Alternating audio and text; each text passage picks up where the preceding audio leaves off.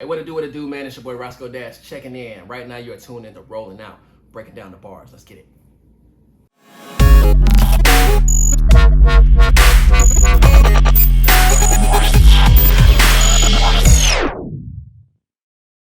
What is going on, everybody? Back again here for Rolling Out, breaking down the bars. Your host Malik Brown. You know when I say breaking down the bars, we got somebody fire in the building. And look, we outside today. We in the building. We got my boy Roscoe Dash in the building. My boy Scott, what's going on, man? Brother, how you doing? Hey, man, look, I'm glad that you came by, man. I want to say I've been listening to your music for a long time. I appreciate that. Long time, man.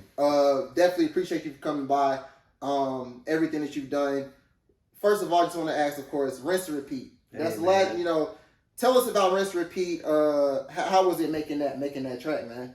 It's crazy because actually I recently, probably like a year ago, right after the pandemic or whatever, signed a producer that I had just, started loving his sound. He sent me a pack through my email. Yeah. Once I heard like the second beat, I was like, oh, I gotta rock it, bro. So his name's Goku. I brought him up to Atlanta. We locked in for like 8-9 months.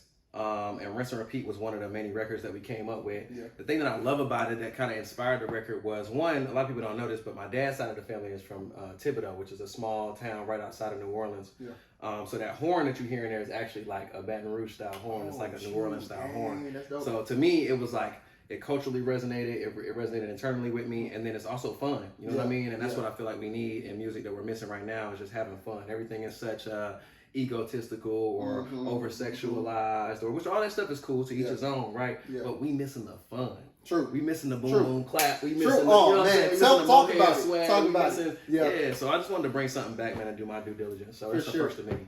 You talk about fun. I don't know if you saw the Bow Wow clip at the BET Awards. He was talking about. I did see that. I sent it to him. Yeah, oh, you did. He was like, man, it's trash. Like nothing. Like everything sounds the same and stuff like that. Like, in your opinion, how do you view today's rap culture and rap in today's society? First, I want to say, y'all know Bow Wow was Little Bow Wow, and he didn't get to talk a lot or none of that. But Bow don't have no filter. He gonna tell you exactly how it is. Facts. That's a fact. True. So I kind of agree, man. I'm not gonna say it's trash because everything has its place. You know what I'm saying? So there was a time when people thought Soulja Boy's music was trash. To me, I feel like when Soulja Boy did that interview with the Gucci headband, he was on Breakfast. He didn't tell one lie. I'm standing there, I'm watching it with the homies at the crib. I'm like, bro, he is not lying. He didn't tell not one lie.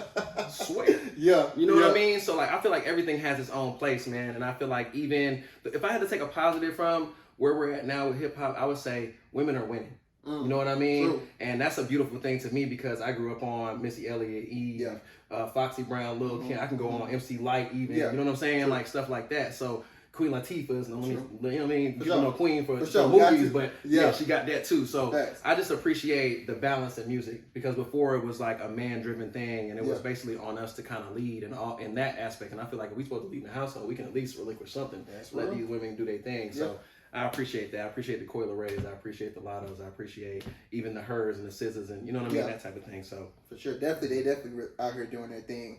For you came into rap around the time, of course. I don't know why I always call it like the stupid fruity swag era. Like, the Travis Porters, of course, Roscoe. You talk about Rich Kids, all those people.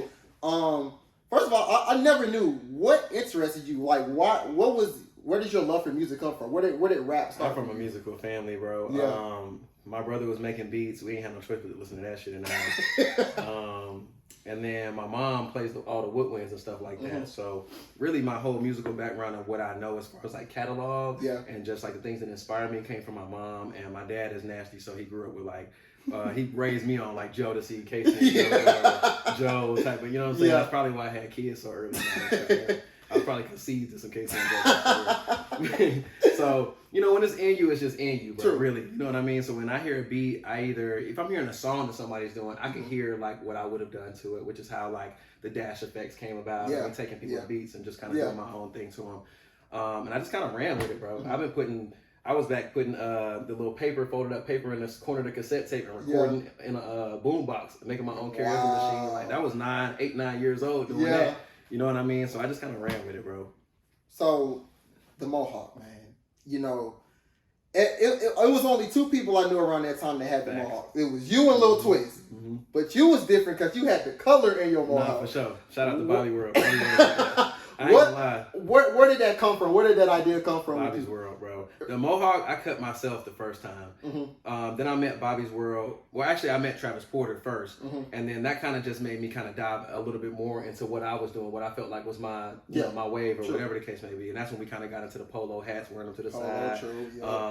American Eagle. They put me on the American Eagle. Adidas got big. Mm-hmm. We started wearing rosary beads and stuff. I just kind of had my own lane. You know what I'm saying? But I think that everything has to have something that supports it. So I guess me running into the boys, me running into TP and them, and like we just kind of supported one another. And what we had as visuals for fashion or whatever the case may be, shopping at H&M, they put me on that. Man, said that me too. Me too. They put me on that. So, you know what I'm saying? I ain't go to Lennox until I heard about Travis Porter. They were talking about Lennox. I'm like, oh yeah, we was the first ones in Atlantic Station for sure too, tearing it down. But I ran into Bobby's World. First it was Dollar Bill over off of Wesley Chapel. That was the barbershop I went to kind of like Mr. T Mohawk when I had the higher one. Where I had the little pictures of doing this and stuff. That was Mr. T. I mean, that was a dollar bill with the Mr. T Mohawk. And then I met Bobby's World maybe like when we first started doing videos. So like Turnt Up, stuff like that. He was like, man, you know what? The label reps was in there and everything. He's like, man, I just want to take it to the next level. He used to come in with the vision already. Bro. Dang, wow. Shout out to Bobby's World. He used to come in and be like, I had a dream, bro, and I know exactly what I'm going to put in your head. I just sit down and let him do his thing. Yeah. And I ain't going to lie to you, bro. That is probably some of the most, if you ain't never felt hot clippers before, oh my God. Boy, listen. And I'm changing it. Sometimes I'm changing it in between scenes. He'll cut a design on my head, bro. And then the next scene, he'll come in and shave that design out and then put another one in. What? So I'm literally sitting there getting tattooed on the side of my head. Oh, my God. Yeah, bro. Yeah. That is crazy. So, you know, talking about, you know, the All the Way Turned Up, Travis Porter, how was it making that song? I mean, it blew up. I feel like it's 3 different versions of the song, in my opinion. But where did All the Way Turned Up originally come from? How did that start? If I'm being honest, bro, I think we was in a recession around that time. Mm-hmm. I was just graduating high school. My mom actually got a job offer to go to Seattle. Mm-hmm. And so she left me in the house by myself, just me and my dog. And I had this little setup. It was literally like the corner of this room, and I put some U-Haul blankets up. I had Adobe Audition 4.0. I remember this shit like it was yesterday.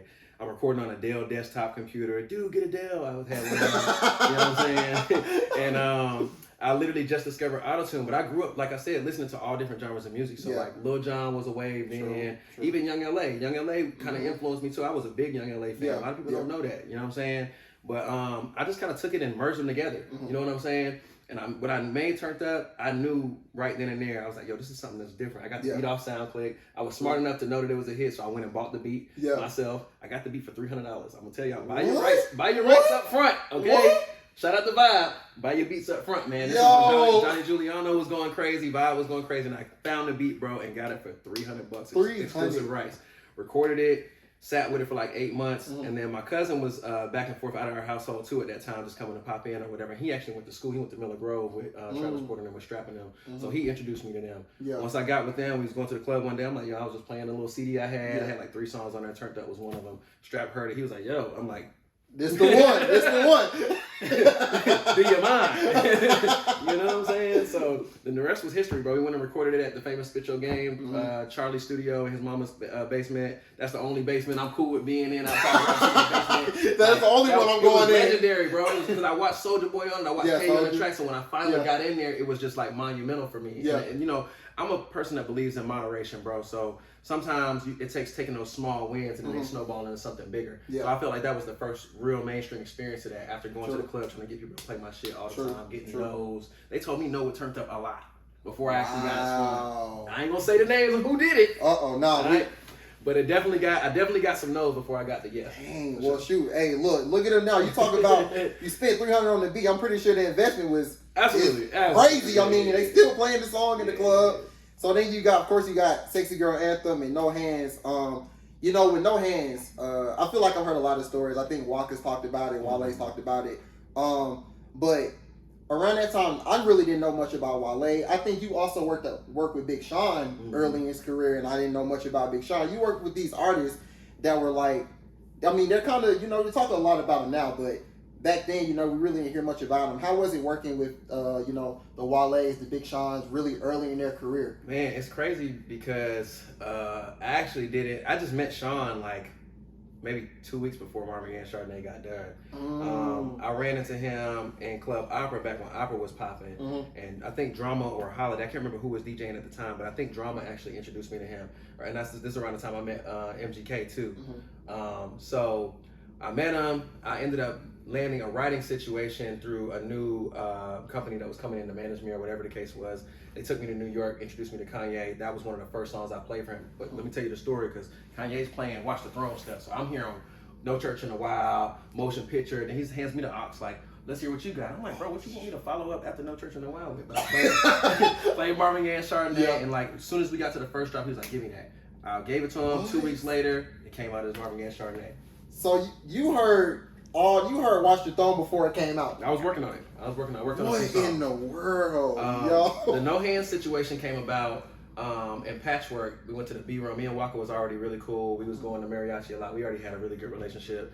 And I just pulled up on him one day after being on the road and stuff like that. And Drama Boy was in there. And he played the beat, and I was just telling Walker, bro, I'm like, bro, we need to do something different. Women love you for your image and all this stuff like that. We in the thug era, so they really want to, you know what I mean? True. Give them a record, bro, you're going to live forever. Swear.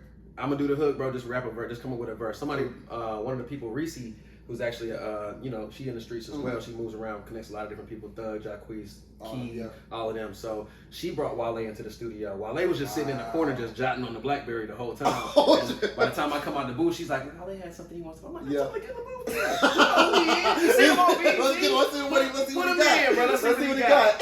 The rest was history, bro. The rest was history. Oh my gosh, yo, that is insane. Like, cause No Hands is a universal song, man. Like I said, that is another one of them all the way turned up. Everybody you still hear it in the club to this day. It don't matter if it's in Atlanta, if you in LA, like you gonna hear No Hands. So that's insane. That's a crazy story too that you heard. Watch the Throne before it even came out. It was wild. Man. So you talk about, you know, the hooks. You were like the hook king, I think, back then. I mean, absolutely. Lambo Roscoe Captain Hook. That was the name. That was the name. I know. Lambo Roscoe Captain Hook. I know. So, but I think you also wanted to show people that, you know, you can rap. Like, you can really rap. So I remember, like, Demolition 2020, you had those. Can't Catch Lambo. Those are dope. Like, in that space, what were you trying? Were you trying to prove that you could rap? Absolutely. Like, what? Absolutely. That was it. Yeah. So literally, when I got to the Double XL freshman cover, little freestyle thing, that was my main focus, and we only had like 5-10 minutes to prepare that. Yeah. You know what I'm saying? But I was like, this is my time to really shine. True. And also on my mixtape, so that's why I did another version of Marvin Gaye and Chardonnay, another version of Omar where I put verses on them because people didn't get to hear what that would have sounded like. So, and even that's where Rinse and Repeat comes from. I'm a little Vari on Rinse and Repeat. It's fun, but I'm kind of floating, trying to give y'all, you know what I mean? Sure. So I'm just trying, it's not that I don't like being the hook guy, it's just that I like being an artist more. Yeah, you know what I'm saying? So like, I want to be able to capitalize on all aspects. Because I done wrote some stuff for people that people wouldn't even believe. You know what I'm saying? If I told you, you'd be like, that's crazy. Can you give us one? Can you give us one? I'm going to just say, without like, because I ain't one of the people I'm not one of the people that when somebody drops something, I'm like, oh, go listen to track 4, 6, 7, and 9. I wrote them. I hate when people do that. You know what I'm saying? I just want to let the artists do their thing because they still are artists, even though they may have had some help with their penmanship. Yeah. Boom. But I do have a few records. I ain't gonna lie to you, man. Yeah. That's lit. So, Dash Effect. We go into Dash Effect. I think it came out probably around like 2011, 2012, right? Yeah. I was just trying to get the gangster grill. I wanted Drama to pull up and give me the. I just wanted that. Please, bro. It was like 30 tracks, and like you said, you had the remixes, the Omars on there. You know, phone numbers. It was a lot of remixes, and it was like, one of my favorites. And not only were you remixing them, you were making your own like hooks, and I was like, this. Because it kind of reminded me of Lil Wayne when he would do the dedication. Yeah. I grew up on that. That's right. So I was like, man, this man really, he had Ham. The first song was Ham, which is ironic that you say you heard Watch the Throne earlier. So, I mean, how was it creating that project? I mean, you had a Calio go one way. You still talk to Calio? Brother, man. Yeah. He would love to hear. When he hear that, he gonna be like, yeah. Yeah, he love that. Man. How was it making that project? How was it? I enjoyed it, man. I enjoyed everything about just being different. If I'm being honest, like coming up with different terms, the slap valves, the bagging the shorties, all the stuff like that. Like we got to really make our imprint and our shoe print in the culture. You know what I'm saying? And although we ain't in all the documentaries about Atlanta or whatever, I still consider myself to be a mythical Pokemon, bro, just because of that. You know what I'm saying? Yeah, so. I just enjoy the creative process, and like I said, I grew up watching Gangsta Grills, the dedications, the Trapper Dies, this, that, or the third. So like, I just wanted the tag. You wanted the tag, not the tag hard. Bro, I had to, bro. You knew what I had to go through to get that. Ask Drama. Drama will tell you, bro. I guilt tripped the hell out of Drama one time. He got busy. He had like double booked or something. I'm like, bro, you really gonna do me like that, bro? You really gonna do that? I gave you Oh My. We put Oh My and so many girls together. Man, Oh My was hard. You're not gonna come give me the drops, bro. Just do the drop. I'm gonna send it to you, bro. Just send it back. But he pulled up, bro. Shout out to Drama. Bro. That is lit. So I think around that time also, it wasn't around that time, but maybe a year or so after that, you kind of did a little rebrand, 2.0. Why did you do that rebrand? You cut the mohawk off too, didn't you? Yeah, man. You went to fade, you did the fade. Why rebrand? Why 2.0? I think I was in my head a little bit, bro. I'm not gonna lie. When I look back at it now, I'm glad it happened like that. But at the same time, I see the mistakes. You know what I'm saying? So I think when Twitter was blowing up, you know, when I first came up, we didn't have all that stuff. We didn't have Instagram. We didn't have none of that. It's just MySpace. When I'm when I'm having the run-ins with the Meeks about writing credits, or I'm having like the, you know what I'm saying, stuff like that, it's really taking a mental toll. Even though I realized I was a high-functioning depression person around that time. So like. It really forced me to really dig deep and kind of just like redo whatever it was that made me feel like me in a sense. You know what I'm saying? Yeah. Luckily, we got 2.0 out of that. Yeah, true. That's one of my best projects. I love 2.0. And I did all that from the phone. Like I'm just talking to folks and pulling it all together. The Lil Jon and MGK feature, the Frenchman, all Lloyd, of that, bro. All of that. Me and Lloyd is like really good friends. We always been really good friends, but a lot of good relationships came from that project. That's one of my favorite projects, bro. And I'm just happy that. Sometimes I call it distress to eustress. I got this from Sean. Sean put me on this. Sean is a really good intellect. Yeah. He put me on. Sometimes you go through stuff, bro, that'll push you to do things you wouldn't have done unless you went through what you went through. And that's 2.0 is a perfect example of that. That's real. That's real. I mean, you talk about Big Sean and how he's like intellectual. I know I've watched a few of his interviews. He talks a lot about mental health. I think he's came up with a few verses about it. How does Roscoe protect his mental health? What are some things that you do to kind of relax, calm yourself? Self-care, bro. Yeah. Taking care of yourself. I talk to God a lot, bro. I meditate a lot. I spend time by myself. And then I also practice the 33% rule. I'm going to leave y'all with this. Like, for me, the 33% rule is 33% around people who may look up to you and want to be like you or aspire to be like you. 33% around people who are like-minded that are like you, and 33% around people who you want to be like or you're aspiring to be like.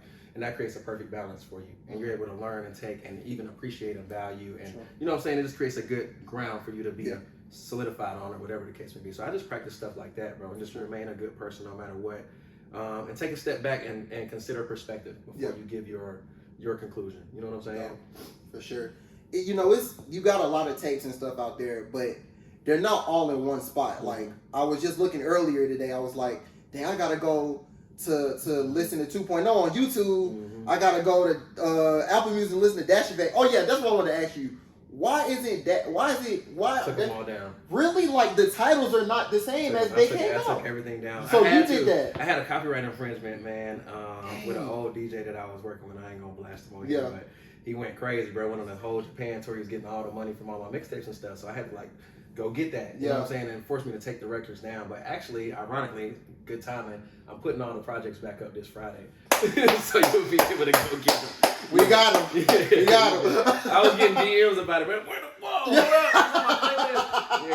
Whoa, I got y'all, bro. That's dope. That's dope, man. So, you know, you're in this space now. You've been in, I feel like, different eras of rap. What makes this era special for you? Man, I feel like it's just different, man. I love meeting people and them telling me about an experience they had to my music. You know what I'm saying? Some of them are a little bit more raunchy than others. Some of them are just mental things that they had to overcome or whatever the case may be. But nonetheless, I'm imprinted and I help somebody through something.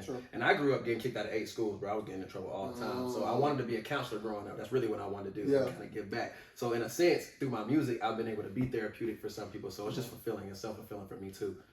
Who you want to work with right now? That's 3 Stacks. 3 Stacks. Everybody.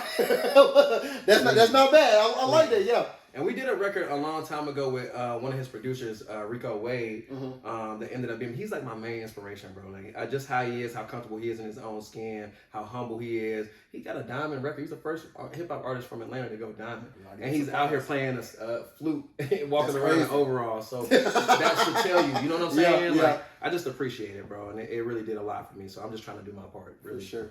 One remix that you love to do, make your own hook on it, do the my song or just anybody? Anybody's song. Oh, let's do your song too. What song would you what remix would you do with a Roscoe song? Dang, that's hard. Honestly, I'll probably do Turned Up. Okay. I've been thinking about that. Would you put anybody on it or just you? I would definitely put somebody. I don't know who I would put on it, but I would definitely put somebody on it because it's so prominent in the sports world. Yeah. You know what I'm saying? Yeah. So I would definitely redo that again and try to get the Madden placement. True. Now that we got Madden and we getting our song in there, can I put on the Madden? Like, what's up? Dang. And not your song, but another song. What song would you want to remix now? It would probably be, shoot, that's hard, man. Bombs Over Baghdad. Outcast. Okay. That's a far-fetched one. I don't know where that came from. But yeah. So, me and my friend, of course, Rashad, we're big at we cover the Hawks a lot. I remember a couple years ago, I think I went on your Facebook, or my friend had went on your Facebook, and he just randomly saw Kevin Huerter. And we was like, how did Roscoe know Kevin Huerter? Where did that come from? Me and Cam ain't supposed to be friends. I was like, where did this come from? I got some homies, bro. I got some of my Jewish homies, man. I've been cool with them for a really long time. Yeah. So, I do a lot of frat parties, so I make a lot of like connections with people who people will probably see me. But yeah. They end up being, but they my dogs, bro. They take care of me. They make sure I'm good, bro. And they introduced me to Kevin, and me and Kevin been cool ever since. Wow. We play fantasy, Yahoo Fantasy together. The basketball. And tell us shit, bro. What? Yeah, I be trying to drag Kev. No cap. But that's my dog, though, man. Great person. He invited us to his crib, opening all that, man. It's cool. Dope. You know, do you ever think that you'll ever have another one of those projects where, you know, you're remixing all those songs and you're making your own hooks? Is that something that you kind of, you know, have the space to do? Do you think that's something you want to do? No, I feel like we're missing that in the rap game right now. I feel like we're missing mixtapes. We're missing like the live mixtape, you know what I mean? That type of stuff. That was really big when I was coming up. Yeah. That's how we kind of got heated it up. It's like the microwave. You know what I'm saying? So yeah, I definitely want to get back to that. And I've been talking to some other people that I know that are in the industry as well. And we got some support on the mixtape wave. So be on the lookout. 50 years of hip hop. When you hear 50 years of hip hop, what does that mean to you? That we're the culture, you know what I'm saying? Like we kind of spearhead music. And we've even done some rhythmic stuff too. You know what I'm saying? A lot of the people who, like when I found out Future wrote like Drunken Love or like different stuff like that, like we're really the culture, bro. We really push. And if we can stop being so selfish in that, you know what I'm saying? And kind of like use our powers for good. I know we've been oppressed for all this time. I know we had a lot of stuff taken from us, but at the end of the day, when I look at the Bible, and I'm not a super big Bible reader, but God took a lot. You know what I'm saying? He took a lot from people and he kept being himself. And that's what I feel like a lot of times people go through things that are meant to change them. And we'll often let people change how we move forward. You know what I'm saying? So I wish that we would just kind of stand our ground, be the cultural guys that we are, and kind of keep pushing the narrative in all aspects, in the country, in the rhythmic, in the EDM, in the, you know what I'm saying? Why can't we have a Calvin Harris album? Why I take Calvin Harris coming to get Khalid and Future together, or Migos and Frank Ocean? Why we can't do that? Yeah, that's true. It kind of reminds me of what Busta was saying during his speech. His Lifetime speech was like, it's just like, he want to stop the beef, basically. Busta's a good one, bro. Yeah. Busta got a hold of me early on. Like, my first run in New York, I was reluctant enough to be able to run into him and get in good. And him and his whole camp, man, they're very... they're into fellowship. They're really good mentors, and they're gonna kind of give you what they think you should have. And I feel like there's no point of being an OG in the game or having all these years of experience if you can't speak to the youth. So I try to be a bridge between the OGs and the young niggas that's out here doing what they do. So that's kind of where I come in now. Who were some of your OGs? I know you talked about Busta. Who were some of your OGs when you were first coming in? Honestly, bro, I had Ye. I had Kanye. He told me a lot about 50 Cent. Pulled me in his office one time. Told me about perspective and stuff like that. But one of the things that kind of stuck with me the most, I would say, man, it probably came from Mike Karen at the time. And it was just a word of advice. It wasn't necessarily being a mentor. My biggest mentor would probably be Wale, but Mike Karen told me something that was super important, and it was just if you're a great songwriter and you make music and this is what you do, you can always do it. Sure. So don't be afraid to like treat the studio like your gym. Don't be afraid to tear things apart from the way that they existed in your mind before you put them on paper. While they taught me to remain a good person, no matter what, and how the game can kind of change who you are, like what I just said. Then you go through things that are meant to change you and stuff like that. He pulled me to the side a long time ago. We were really good friends for a really long time before our little fallout, and then we got cool again. So that's my brother. I appreciate all that he's done for me as well. And we just kind of try to keep the fellowship going. Dope. Love that. I know I was watching one of your previous interviews, and you were talking about you can hoop. I know we were talking about golf earlier, but but you was like, I'm a rapper. I'm a rapper hooper. Like, for sure. So in the ranks, I mean, of course we got Dame. I can't be Dame. I'm not gonna try. But where do you rank yourself when it comes to the rapper basketball? I think I can get a 10-day for sure. I can get a 10-day for sure, and probably keep it. Now I ain't gonna lie, I'm gonna come clean. I had like a mild, I'm gonna say mid. It was like a mid crew league performance like a couple weeks ago, but it was only because of how it happened. It was kind of just the way the structure was. So I didn't get a chance to kind of get going. I wasn't there for that. They kind of pulled me in. They let you warm up. They let you get it. That type of thing. So I'm gonna go ahead and buffer that before y'all see that. But outside of that, I'm like that. Sure. Absolutely. Still, I know you just performed for at the Atlanta Dream game. Mm-hmm. When you're at these venues still, I love that too. How was that? How was that? I've always been a fan of women's basketball, man, and women's sports. I come from a strong lineage of women, you know what I'm saying? So, like, I grew up in a single-parent household. My mom is a super strong black woman. My grandma competed in the Olympics a long time ago. So, like, we really like that over here on this side. And so, anything I can do to kind of support. I got 3 daughters. My oldest plays basketball. So, I just enjoy going and watching the atmosphere, the fact they got their own stadium, and they play. I love that. I've been to 2 games the best court. Yeah, I ain't gonna lie. I'm trying to get out there. Minus the balls being small, I'm trying to. I'm trying to get out there. Yeah, for sure. Man, well, look, Sco, I want to thank you so much for coming on and speak with us. Before we go, though, look, I know I said breaking down the bars. Before we go, can you give the people a bar or a bar of 16? Can you give us something before you go? Can we get something from you? I would do the rinse and repeat verse, but I'll give y'all something. You want some unreleased stuff? Please. And you just rap it? Just rap it. Okay. She going that broke like nerds. I be killing that shit like purge. They can't get in my lane, can't merge. I intentionally hit that curve. A lot of ass gonna drop like turds. She the brains, Phineas Ferb. Pockets full of that cheese like curd. My coupe came with wings like birds. You know all right, okay. All right. It's on the way, man. That's what I'm saying. What, do you got a date or anything, or I'm waiting on the video back from the rinse and repeat thing. I just got that back, so I'm gonna roll into that. Like I said, Friday y'all getting all the old projects. Okay. Might drop a new song to go with that. Okay. And then we'll roll into the video, and I'll just keep it rolling. So. Dope. Is everything gonna be on Apple Music? I'm putting it everywhere. Everywhere. Outside of getting sued for the copyright stuff and beats, you might not get those. Those might be on YouTube somewhere, but everything else, you got it. Dope. Well, y'all heard it here first, man. Thank you again, Roscoe, for coming on. My guy, appreciate it always. Y'all heard it here first. Malik Brown, breaking down the bars. My special host, Roscoe Dash. We are out.